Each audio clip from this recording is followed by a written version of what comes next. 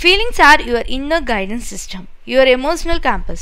When you allow this compass to direct your actions, you will build self-trust. When you feel hungry, you will eat. When you feel tired, you will take rest. When you feel lonely, you will reach out of a connection to others. In this most basic way, your feelings link with you, the wisest part of yourself. They tell you what you need to know at any given moment. So, think positive and feel positive and do the best. Whatever we are doing in our life, that should be best. Before that, we have to think in positive manner. Okay friends, Salem Education warmly welcomes to your YouTube channel.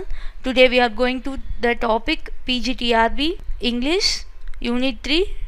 The poem is Daffodils. This is most important topic in PGTRB. Daffodils is written by Wordsworth. We all know about this poem and author. We are going to see in detailed manner. Okay friends, let's move to the poem. Okay, now we are going to see about William Wordsworth. He is the author of Daffodils. He is the very famous poet in Romantic age. We all know about him. Okay, நம்ம இப்ப Wordsworth பத்தி பார்க்க போறோம். அவரோட life history. In PGTRB, they can ask about his personal life also. அவங்களோட லைஃப்பை பற்றியும் கேட்பாங்க, அவங்களோட பர்சனல் அச்சீவ்மெண்ட் பற்றி கேட்பாங்க. ஸோ தட் இம்பார்ட்டண்ட் ஈவெண்ட்டை மட்டும் நான் உங்களுக்கு கொடுத்துருக்கேன். It is very important for PGTRB. They will ask as a objective question alone. அந்த objective questionலேயே பார்த்தீங்க அப்படின்னா what are the works he wrote, what are the famous work of Wordsworth இப்படி கேட்கலாம். Apart from that, what are the personal experience he had அப்படின்றதெல்லாம் கூட கேட்கலாம். அது எந்த மாதிரி கேட்பாங்க அப்படின்னா இன்சிடென்ட்ஸ் கொடுத்துட்டு இது எந்த ஆத்தர் லைஃப்பில் நடந்தது அப்படின்னு சொல்லி கேட்பாங்க. ஸோ நம்ம அந்த பேசிக் திங்ஸை வந்து இம்பார்ட்டன்ஸ் ஈவெண்ட்ஸை மட்டும் நம்ம தெரிஞ்சுக்கலாம். ஓகே, ஃபஸ்ட்டு நம்ம பார்க்க போகிறது வேர்ட்ஸ்வர்த் வந்து எப்போ பிறந்தார். He was born on 7th April 1770 பிறந்தார். எந்த பிளேஸில் பிறந்தார்? காக்கர்மவுத் அப்படின்ற பிளேஸில் யுனைடெட் கிங்டமில் பிறந்தார். இவர் எப்போ இறந்தார்? 23rd April 1850 இறந்தார். எப்போ இறந்தார்? 23rd April 1850 ரைடல் மவுண்டில் அங்கே யுனைடெட் கிங்டமில் இருக்க ஒரு பிளேஸில் இறந்தார். நெக்ஸ்ட் வந்து நம்ம பார்க்க போகிறது அவரோட பர்சனல் லைஃப். ஓகே, இவரோட மதர் வந்து எப்போ இறந்தாங்கன்னு பார்த்தீங்கன்னா இவருக்கு வந்து 7 வயசு இருக்கும் போதே இவங்க அம்மா இறந்துட்டாங்க. இவங்களோட 13 ஏஜில் பார்த்தீங்கன்னா இவர் ஆர்ஃபன் ஆகிட்டார். ஓகேவா, இப்படி ஒரு கொஸ்டின் கேட்பாங்க. Whose mother was died when the person was 7 அப்படின்னு கொஸ்டின் கேட்பாங்க. அப்போ வந்து நம்ம என்ன எழுதணும்? வேர்ட்ஸ்வர்த். அதுவும் இல்லாமல் அட் த ஏஜ் ஆஃப் 13 யார் வந்து ஆர்ஃபன் ஆனாங்க அப்படின்னு சொல்லி கூட கொஸ்டின்ஸ் கேட்கலாம். விச் ரைட்டர் அப்படின்னு கொஸ்டின் கேட்கலாம். இதுக்கும் நமக்கு ஆன்சர் பார்த்தீங்கன்னா வேர்ட்ஸ்வர்த் தான். We studied at Oxford grammar school. இவர் எங்கே படித்தாராம்? ஆக்ஸ்ஃபோர்ட் கிராமர் ஸ்கூலில் தான் படித்தார். அங்கே தான் இவர் பார்த்தீங்க அப்படின்னா ஃபஸ்ட்டு போயம் எழுதின பிளேஸே பார்த்தீங்கன்னா இந்த கிராமர் ஸ்கூலில் தான். he has performed well in that school அப்படின்றது நம்ம பார்க்கலாம்.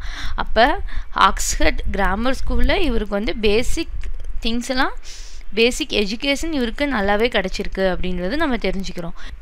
he studied at Cambridge University, get graduated in 1791. இவர் எங்கே கிராஜுவேட் இவர் வாங்கினாருன்னு பார்த்தீங்கன்னா கேம்பிரிட்ஜ் யூனிவர்சிட்டியில் 1791 வந்து இவர் வந்து கிராஜுவேட் வாங்கினார் அப்படின்னு சொல்லி நம்ம பார்க்குறோம். நெக்ஸ்ட்டு இவர் வந்து ஃப்ரான்ஸை வந்து விசிட் பண்ணியிருக்காரு. எப்போ விசிட் பண்ணாருன்னு பார்த்தீங்கன்னா 1790 விசிட் பண்ணார். அதுவும் எந்த டைம்லனா ஃப்ரெஞ்ச் ரெவல்யூஷன் நடந்துட்டு இருந்தது. அந்த டைமில் தான் இவர் வந்து என்ன பண்ணார்? ஃப்ரான்ஸை வந்து இவர் விசிட் பண்ணார். சரிங்களா? அப்போ வந்து பீக்காக 1789 தான் பார்த்தீங்கன்னா ஃப்ரெஞ்ச் ரெவல்யூஷன் ஸ்டார்ட் ஆனிச்சு. அப்போ வந்து ஒரு ஸ்டார்ட் ஆகி நெக்ஸ்ட் இயர் அந்த மாதிரி டைமில் தான் இவர் வந்து விசிட் பண்ணியிருக்காரு. அப்போ அந்த ப்ராப்ளம் வந்து ரொம்பவே ஹையாக இருந்திருக்கும். During the second visit fall in love Annette Vallon and during second visit fall in love with Annette Vallon. Annette வாலனை வந்து இவங்க செகண்ட் டைம் வந்து ஃப்ரான்ஸ்க்கு வரப்போ அவங்கள லவ் பண்ணுறாரு இவர். அந்த டைமில் பார்த்திங்க அப்படின்னா டிக்ளரேஷன் ஆஃப் வார் நடந்துட்டு இருந்துச்சு. இங்கிலாந்துக்கும் ஃப்ரான்ஸுக்கும் நடந்துட்டு இருந்துச்சு. இவர் வந்து சஃபர் ஆன இயர் பார்த்திங்கன்னா 1793ல் இவர் வந்து மணி இல்லாமல் ரொம்பவே கஷ்டப்பட்டுட்டு அந்த டைமில் இருந்திருக்காரு. அப்போ தான் பார்த்திங்கன்னா இவருக்கு வந்து வில்லியம் காட்வின் அப்படின்ட்டு ஒரு ஃப்ரெண்டு கிடச்சிருக்காரு. அவரோட இன்ஃப்ளூயன்ஸில் இவர் வந்து இவளோட லைஃப் வந்து அந்த இடத்துல லீட் பண்ணார் அப்படின்றது நம்ம தெரிஞ்சுக்கிறோம். அப்போ டிக்ளரேஷன் ஆஃப் வார் வந்து எப்போ நடந்ததுன்னு கொஸ்டின் கேட்கலாம். அது நம்ம பின்னாடி வந்து 1 மார்க் கொஸ்டினில் உங்களுக்கு நான் கொடுக்குறேன். எப்போ ஃப்ரெஞ்ச் ரெவல்யூஷன் நடந்தது அப்படின்னு கொஸ்டின் கேட்பாங்க. அதுக்கும் நம்ம பின்னாடி மல்டிபிள் சாய்ஸ் கொஸ்டின் நான் உங்களுக்காக ப்ரொவைட் பண்ணுவேன். அப்போ அந்த கொஸ்டினில் வந்து நீங்கள் பார்த்துக்கோங்க.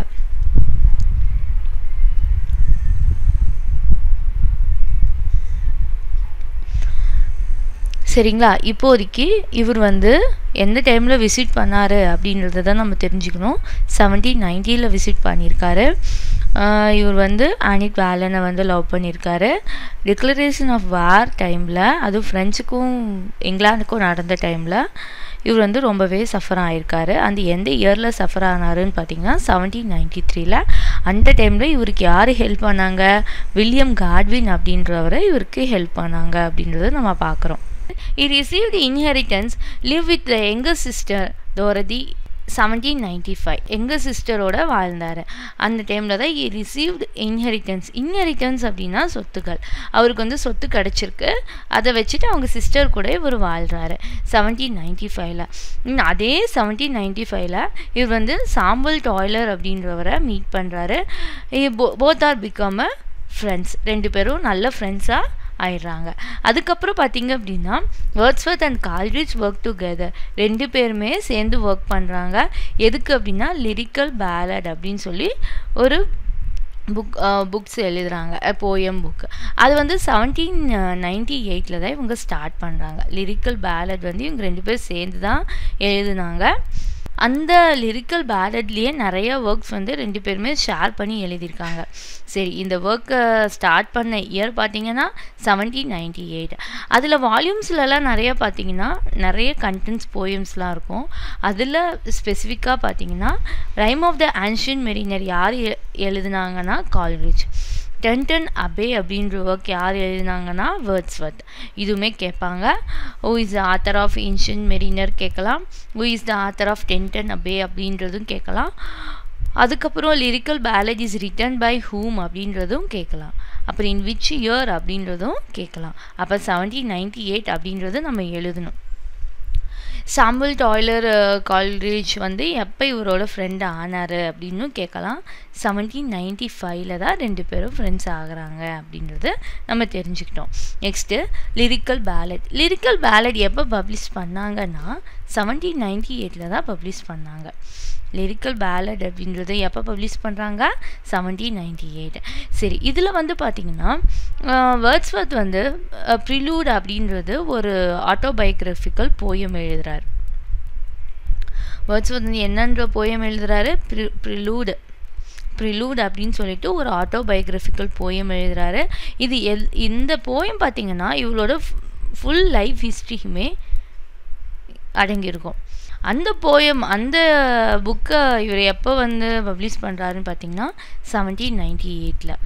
Okay, Wordsworth recluse is uncompleted work. வேர்ட்ஸ்வர்த்தோட ரெக்ளூஸ் அப்படின்னு ஒரு ஒர்க் இருக்குது. அந்த ஒர்க் வந்து ஒரு அன்கம்ப்ளீட் ஒர்க் தான். அவர் வந்து அந்த ஒர்க்கில் பார்த்தீங்கன்னா 3 பார்ட்ஸ் இருக்கும். கொஸ்டின்ஸ் கேட்குறதுக்கு வாய்ப்பு இருக்குது. Recluse is completed work, days work அப்படி கேட்பாங்களா, completed work, uncompleted work and best work, இப்படி ஏதாவது ஒரு ஆப்ஷன்ஸில் கொஸ்டின்ஸ் கேட்பாங்க. அப்போ நம்ம என்ன பண்ணணும் அப்படின்னா இது வந்து அன்கம்ப்ளீட்டட் ஒர்க்குன்னு நம்ம எழுதணும். சரி, இதோட பார்ட்ஸ் பார்த்திங்கன்னா என்னென்ன பார்ட்ஸ் இருக்குன்றதும் கொஸ்டின் கேட்கலாம். On man, on nature, on human. இதில் ரெக்ளோஸ் அப்படின்றதுல இந்த 3 பார்ட் வந்து இருக்குது அப்படின்றத நம்ம தெரிஞ்சுக்கிறோம். இட் பப்ளிஷ்ட் ஆஸ் எக்ஸர்சன் இன் 1814.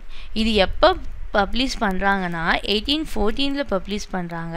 என்ன நேமில் பப்ளிஷ் பண்ணுறாங்கன்னா எக்ஸ்கர்சன் அப்படின்ற ஒரு நேமில் இந்த ரெக்ளோஸ் அப்படின்ற புக்கை வந்து பப்ளிஷ் பண்ணுறாங்க.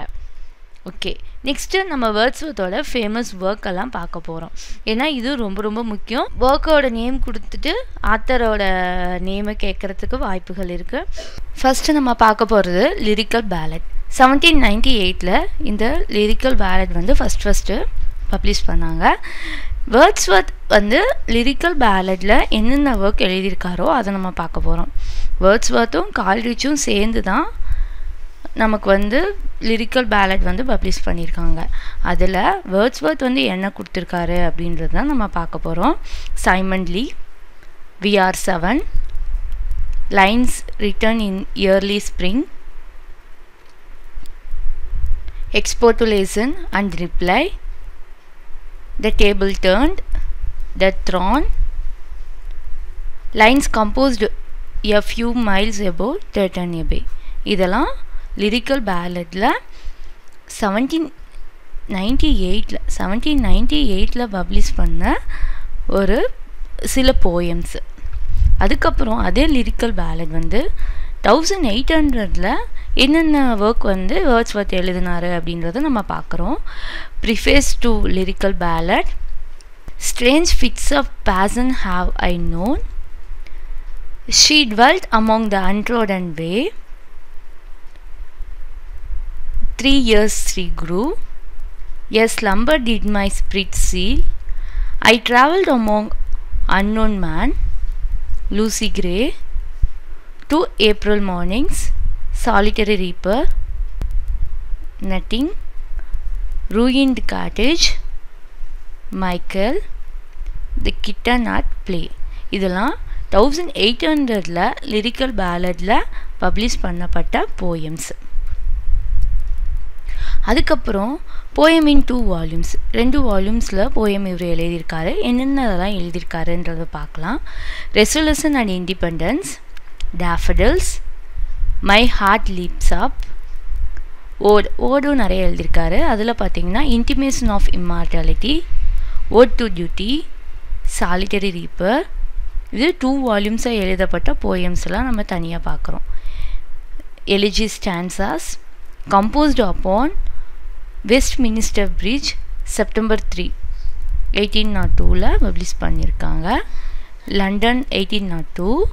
அப்புறம் The world is too much with us.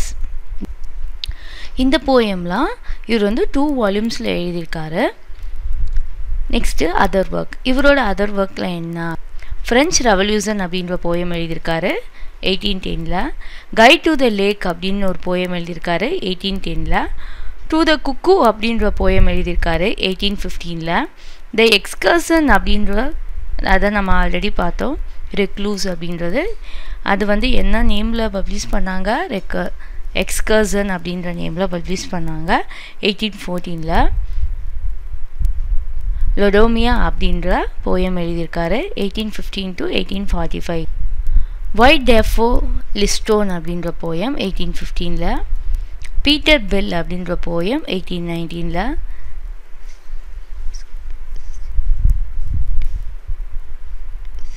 எக்லிஷியாஸ்டிக்கல் sonnet அப்படின்ற போயம் எழுதியிருக்காரு 1822. ப்ரிலூட் 1815 பப்ளிஷ் பண்ணியிருக்காங்க. இதெல்லாம் இவர் எழுதின அதர் ஒர்க்ஸ். ஓகே, நம்ம இப்போ பார்க்க போகிறது டேஃபடில் போயம். டேஃபடில்ஸ் அப்படின்னா என்ன அப்படின்னு பார்த்தோம்னா இது ஒன் கைண்ட் ஆஃப் ஃப்ளார்ஸ். சரிங்களா, இங்கிலாண்டில் ஒரு அழகான ஒரு நம்மளே இங்கே பார்த்துருப்போம், பெல் ஷேப்பில் ஒரு கோல்டன் கலரில் இருக்கிற ஒரு ஃப்ளாருக்கு பேர் தான் டேஃபடில்ஸ் அப்படின்றது அந்த ஃப்ளாரோட நேமு. அந்த ஃப்ளார்ஸை பற்றி நம்மளோட ஆத்தர் வந்து என்ன பண்ணியிருக்காருன்னா போயம் எழுதியிருக்காரு. அது வந்து ரொம்ப அழகாக, ரொம்ப க்ரியேட்டிவாக இவரோட பர்சனல் எக்ஸ்பீரியன்ஸை அதோட அட்டாச்மெண்ட் கொடுத்து இவர் வந்து இந்த போயம் வந்து எக்ஸிபிட் பண்ணியிருப்பார். சரி, இவரோட போயம் எவ்வளோ க்ரியேட்டிவாக எழுதியிருக்காருன்னு நம்ம பார்க்கலாம்.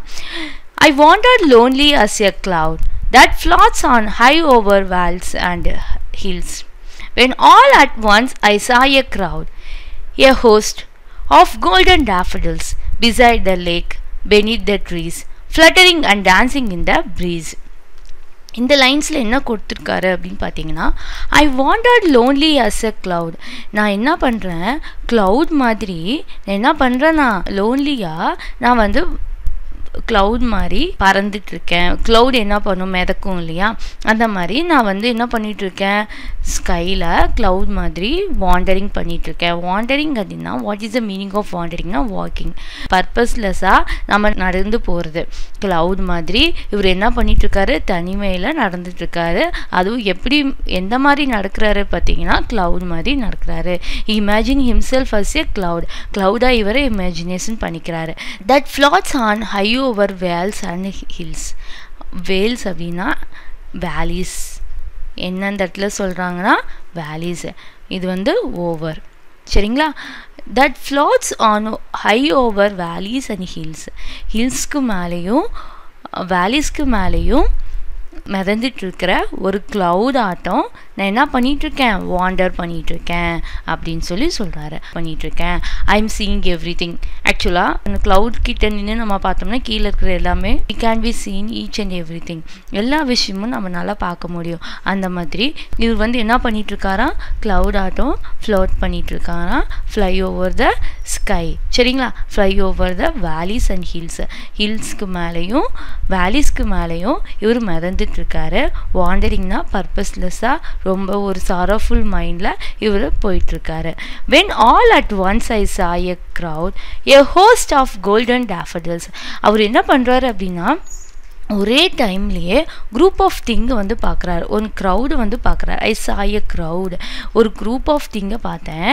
ஏ ஹோஸ்ட் ஆஃப் கோல்டன் டேஃபடில்ஸ், அது யார் அப்படின்னு பார்த்தீங்கன்னா கோல்டன் டேஃபடில்ஸ். அது பியூட்டிஃபுல், பார்க்குறதுக்கே ஒரு ப்ளசன்ட் லுக் கொடுக்கக்கூடிய ஒரு அழகான ஃப்ளார்ஸ் கூட்டத்தை என்னால் பார்க்க முடிஞ்சிச்சு.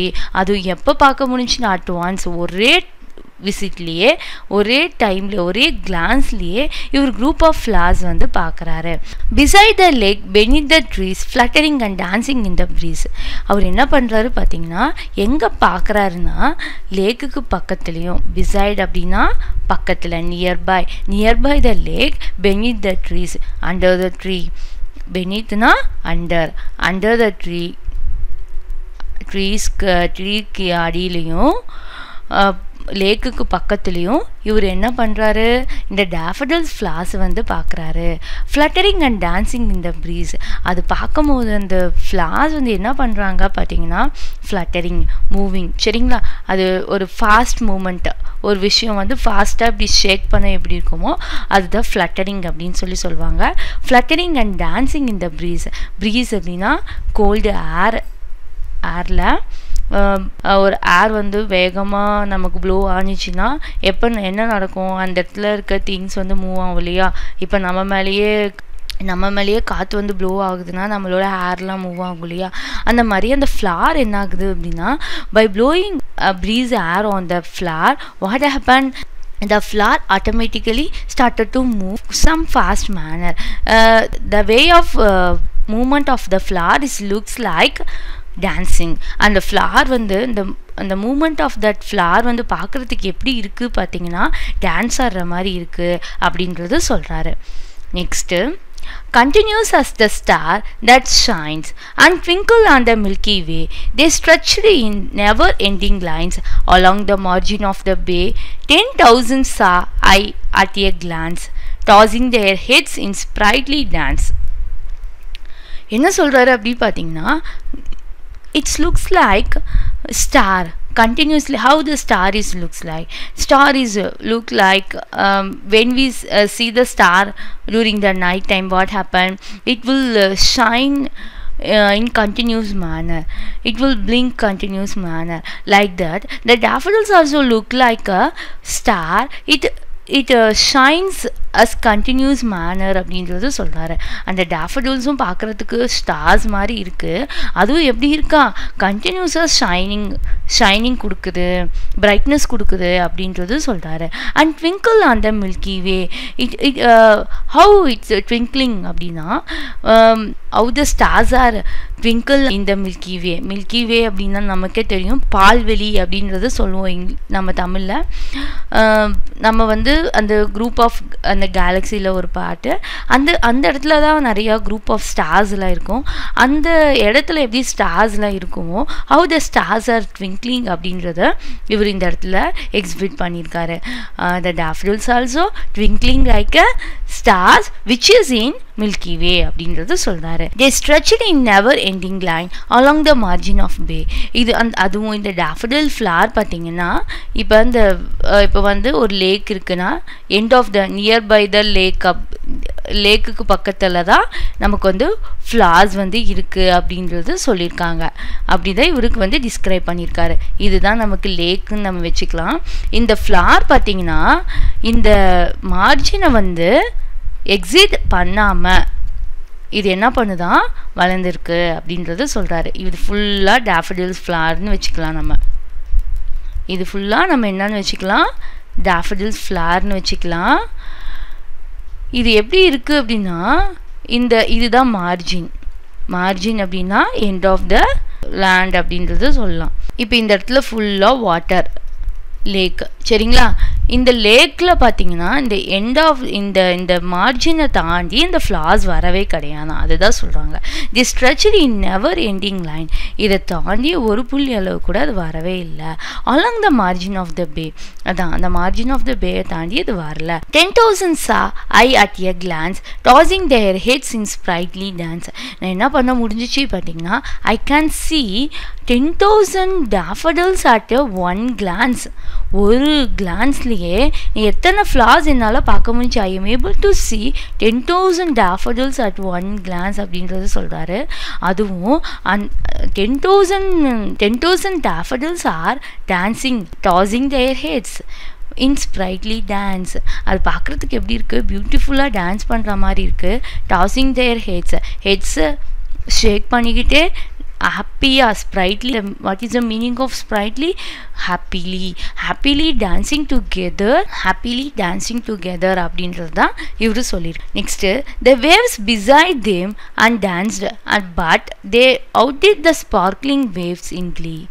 ஆல்ரெடி நம்ம பார்த்தோம். இந்த இடத்துல ஃபுல்லாக டேஃபடில்ஸ் ஃப்ளார்ஸ் இருக்குது, இதெல்லாம் லேக் வாட்டர் இருக்குன்றத நம்ம பார்த்தோம். த வேவ்ஸ் பிசைட் தேம் டான்ஸ்டு. இங்கே வந்து டேஃபடில்ஸும் டான்ஸ் ஆடுறாங்களாம். இந்த இடத்துல லேக் இருக்கு இல்லையா, லேக்கில் இருக்க வாட்டரோட வேவ் காற்றடிச்சிச்சின்னா என்ன நடக்கும், வாட்டரில் அழகாக மூமெண்ட்டாக அந்த வாட்டரும் மூவ் ஆகும். அதுதான் இங்கே சொல்கிறாங்க. along with the daffodils water also dancing together அப்படின்றது தான் சொல்கிறாரு. The waves beside them danced but they outdid the sparkling waves in glee. அதுவும் அந்த வாட்டரில் பார்த்தீங்கன்னா அதுவுமே ஒரு அழகாக ஸ்பார்க்கிள் ஆகுதான். எப்படி how the daffodils are twinkling like a star, like that the water also sparkling in happy manner அப்படின்றது சொல்கிறாரு. A poet could not be but in such a jocund company. A poet could not be but gay. The poet can't give the happiest company to the daffodils because he is in very sorrowful moment. He is in very sad mood. அப்படி sad moodல இருக்கிறனால he can't be give such a happiest company to the daffodils. அதை இங்கே சொல்கிறாரு. ஆனால் அது பார்க்குறதுக்கு சந்தோஷமாக இருக்குது. But I couldn't give that happiest company like that water. How the lake is giving to that daffodils. எப்படி daffodils டான்ஸ் ஆடும்போது water also giving such a happiest company to that daffodils.